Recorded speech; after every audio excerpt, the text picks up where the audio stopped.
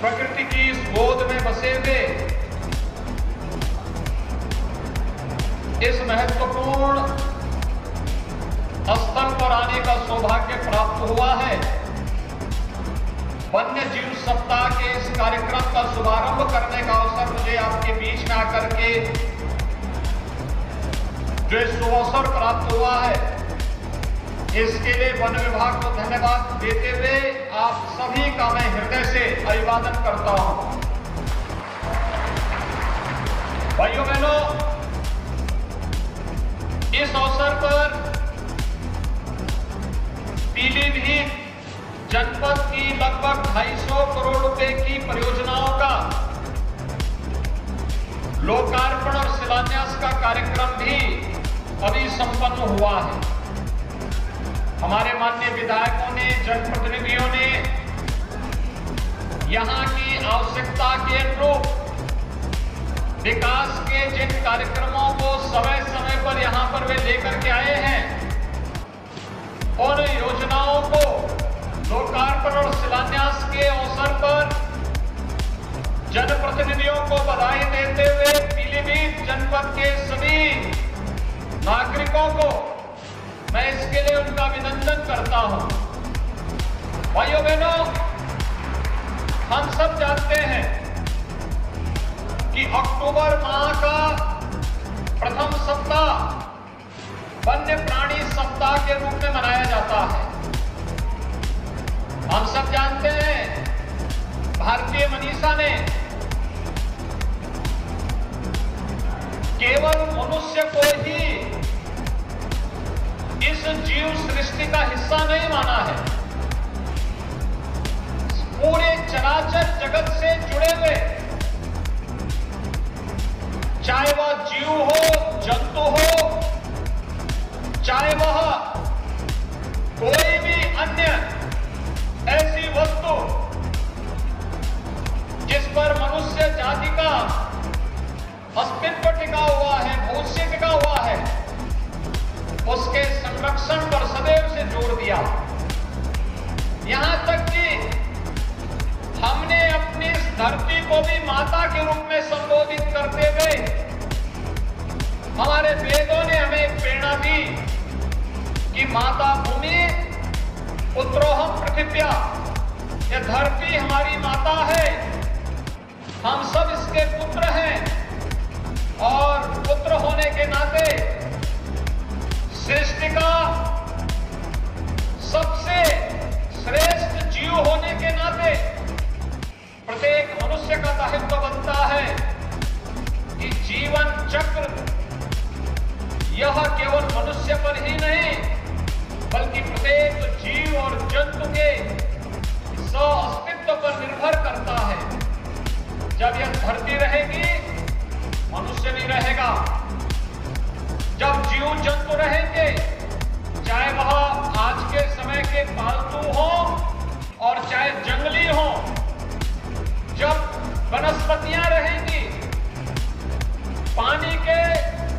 प्रवाह के लिए स्रोत बने रहेंगे, तालाब रहेंगे, जंगल रहेंगे, ये सभी कुछ जब रहेगा तो मनुष्य के अस्तित्व के सामने कोई संकट नहीं आएगा। लेकिन जहां पे इस जैव पारिस्थितिकी पे संकट आएगा, वहां मनुष्य का अस्तित्व स्वयं खतरे में पड़ जाएगा। और उसी विसंगति को दूर करने के लिए अक्टूबर मास के प्रथम सप्ताह को वन्य प्राणी सप्ताह के रूप में मनाने का कार्यक्रम, और इस दृष्टि से उत्तर प्रदेश तो सौभाग्यशाली है कि उत्तर प्रदेश को देश के आध्यात्मिक और सांस्कृतिक हृदय स्थल के रूप में जहां मान्यता प्राप्त है, वहीं उत्तर प्रदेश के अंदर जहां देश के सर्वाधिक धार्मिक पर्यटक आते हैं, श्रद्धालु आते हैं, वहीं इको टूरिज्म के लिए भी उत्तर प्रदेश के अंदर अनंत संभावनाएं हैं। और हमारी तराई के इस क्षेत्र में तो करतनिया से लेकर के, चूका से लेकर के, दुधवा से लेकर के और अमानगढ़ तक पहुंच जाइए आप, पूरे के पूरे क्षेत्र में लाखों जो पूरे इकोसिस्टम को एक नई चांद फूंकने का कार्य कर सकता है। और उस दृष्टि से आज का ये कार्यक्रम यहाँ के लिए अत्यंत उपयोगी है। भाइयों बहनों, हम सब जानते हैं कि लगातार डबल इंजन की सरकार के द्वारा किए गए प्रयासों का परिणाम है कि जो भी कार्य हुए हैं आज उसके परिणाम हम सबके सामने देखने को मिल रहे हैं। मुझे बताते हुए प्रसन्नता है कि पीलीभीत टाइगर रिजर्व में 3:2 लक्ष्य टाइगर रिजर्व में पाए जाने वाले बाघों की संख्या में 2022 में दोगुनी करने में हमने सफलता प्राप्त की है। यानी जो अंतर्राष्ट्रीय संस्थाएं हैं UNDP, IUCN, GDF, WWF, CATS एवं द लायन शेयर द्वारा जो संयुक्त रूप से यहाँ पर सर्वे किया गया है उसके माध्यम से पीलीभीत टाइगर रिजर्व को प्रथम ग्लोबल अवार्ड से पुरस्कृत किया गया है। मैं इसके लिए इस पूरे अभियान के साथ जुड़े हुए सभी कार्मिकों को, सभी विभाग के अधिकारियों को और साथ साथ स्थानीय नागरिकों को भी हृदय से बधाई देता हूं। भाइयों बहनों, 2014 में पीलीभीत टाइगर रिजर्व में 25 बाघों की संख्या थी, 18 में बढ़कर के 65 होने पर यह पुरस्कार उत्तर प्रदेश को मिला है। यानी तेजी के साथ इनकी संख्या बढ़ी है। और इसी प्रकार से अगर उत्तर प्रदेश की बात में करूं, 2018 में बाघ गणना में राज्य में बाघों की संख्या 173 थी। प्रदेश सरकार के जो प्रयास रहे हैं आज इनकी संख्या बढ़कर के 205 से अधिक हो गई है। और इसमें प्रदेश के अंदर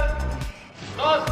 वेटलैंड्स का भी रामसर साइट के रूप में प्रबंधन का कार्य भी वन विभाग के माध्यम से लगातार किया जा रहा है। इसमें अनेक ऐसे स्थल हैं प्रदेश के अंदर जिनका इको टूरिज्म के क्षेत्र में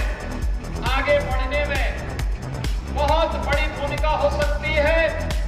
और जो पर्यटन को बड़े पैमाने पर पर्यावरण प्रेमियों को, पर्यटकों को अपनी ओर आकर्षित करके लोकल स्तर पर तमाम नौजवानों के लिए रोजगार के ढेर सारे अवसर उपलब्ध करा सकता है।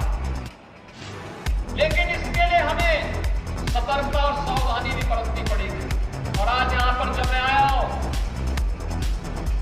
मुझे याद है जब मैं पिछली बार 2018-19 में मुझे दुधवा में कई बार जाने का उस समय जाना पड़ा था, क्योंकि जब भी प्रकृति में संतुलन पैदा करने का प्रयास होगा तो मानव और वन्य जीवों में संघर्ष की प्रवृत्तियां बढ़ेंगी। मानव और वन्य जीवों में संघर्ष की स्थिति से बचाने के लिए हम लोगों ने उस समय होने वाली जनधन की हानि को रोकने के लिए कदम उठाने के लिए कहा था। और साथ साथ ये भी कहा था कि पहले जब मानव और वन्य जीवों के बीच में कोई संघर्ष होता था, कोई जनहानि होती थी,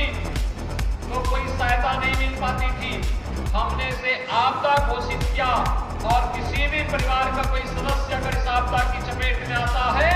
तो 5 लाख रुपए की सहायता हम लोगों ने जनहानि पर देने की व्यवस्था की है। आज मैं वन विभाग से कहूंगा कि जहां भी हमारे इस प्रकार के वन गांवों से लगे हुए हैं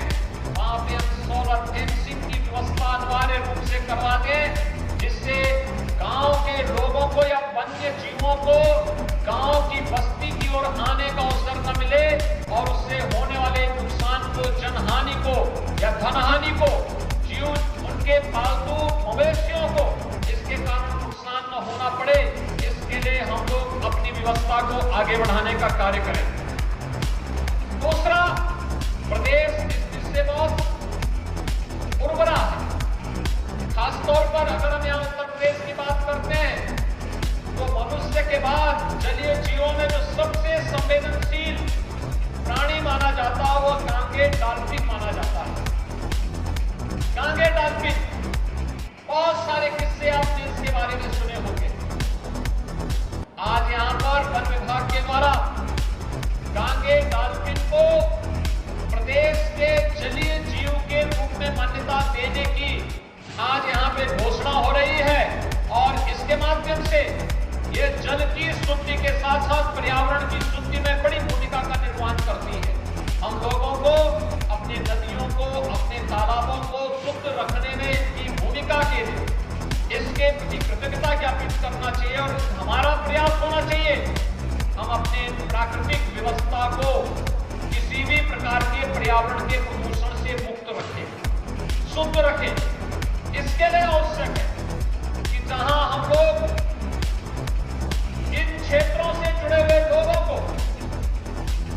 वन्य जीवों के बारे में किस प्रकार का व्यवहार होना चाहिए, कुछ लोग तो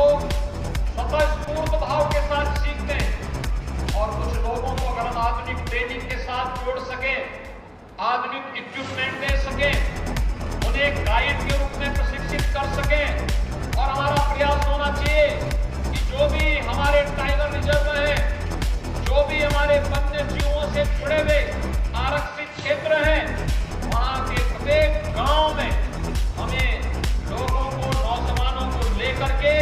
उन्हें ट्रेनिंग के साथ जोड़ना और फिर गाइड के रूप में उन्हें मान्यता देकर के कहीं न कहीं उनके समायोजन की व्यवस्था करनी चाहिए, जिससे अधिक से अधिक लोगों को इसके साथ रोजगार के साथ जोड़ने का अवसर प्राप्त हो। दूसरा,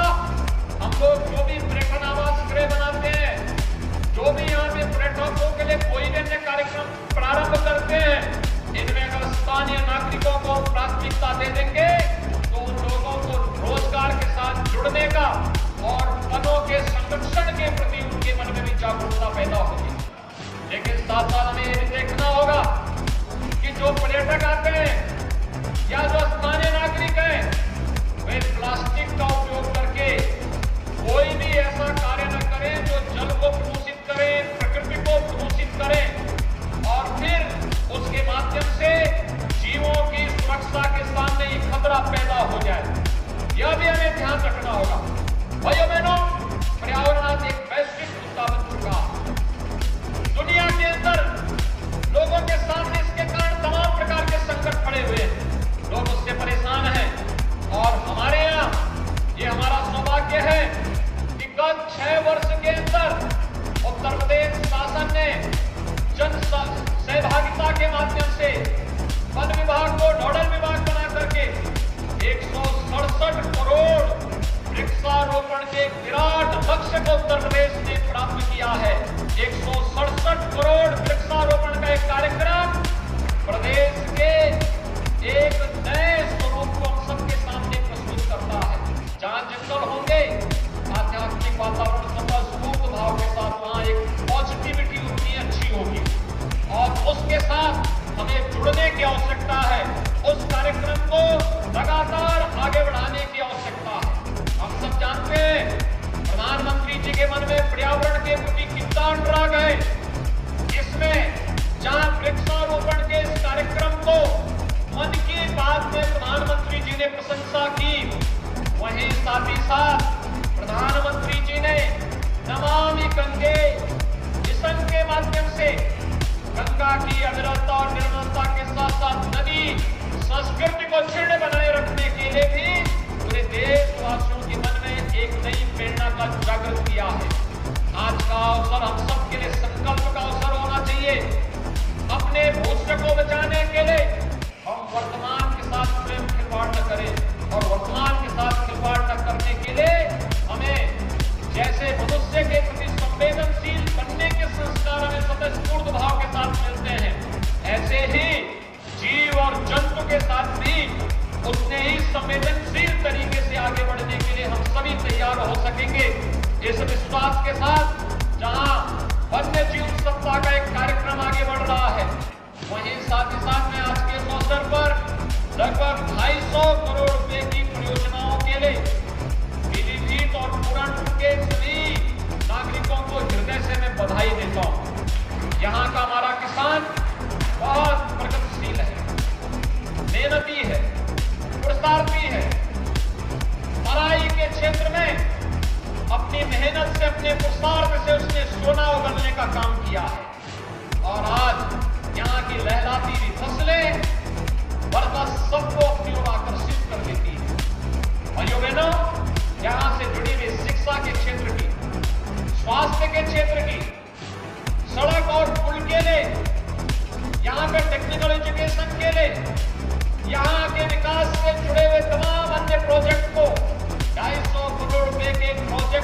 आज यहाँ पे लोकार्पण और शिलान्यास का कार्यक्रम भी संपन्न हो रहा है। मैं इसके लिए आप सबको हृदय से बधाई देता हूँ, आपका अभिनंदन करता हूँ और मैं आप सबको इस बात के लिए आश्वस्त करता हूँ कि राज्य सरकार और केंद्र सरकार ये डबल इंजन की सरकार है और डबल इंजन की सरकार हर एक नागरिक को सुरक्षा भी देगी, हर एक नागरिक को सम्मान भी देगी और उनके स्वावलंबन के लिए भी पूरी प्रतिबद्धता के साथ कार्य करेगी। उसी प्रतिबद्धता को दोहराने के लिए आज मुझे पीलीभीत के इस पूरनपुर क्षेत्र में आने का अवसर प्राप्त हुआ है। मैं एक बार फिर से वन्य जीव प्राणी सप्ताह के इस कार्यक्रम के अवसर पर पूरे प्रदेश वासियों को वन्य जीवों के प्रति अधिकाधिक संवेदनशील बनने, उनके साथ स्वास्थ्य के साथ आगे बढ़ने के लिए